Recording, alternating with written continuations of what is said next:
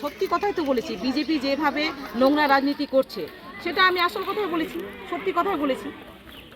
দেখুন, জঙ্গি হামলার তো আশ্রয়দাতা মদতদাতা তো বিজেপি।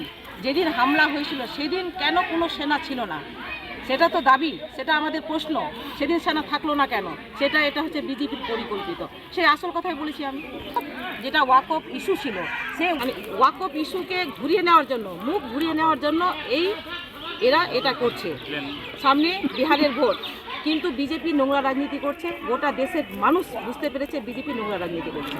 সত্যি কথা তো। আজকে দেখেন, জঙ্গিদের কিন্তু আশ্রয়দাতা কিন্তু বিজেপি। কেন? যেদিন হামলা হয়েছিল সেদিন কোনো সেনা ছিল না। সেনা কেন ছিল না? এবং সেদিন সেনা কোনো ছিল না, এটা কিন্তু বিজেপির পরিকল্পিত। সব ইস্যুটাকে ঘুরে নেওয়ার জন্যই কিন্তু নোংরা রাজনীতি করছে। সামনে যেহেতু বিহারের ভোট, গোটা দেশের মানুষ কিন্তু বুঝতে পেরেছে যে বিজেপি নোংরা রাজনীতি করছে। বিজেপি কোনো উন্নয়নের রাজনীতি করে না, উন্নয়নের কথা বলে না।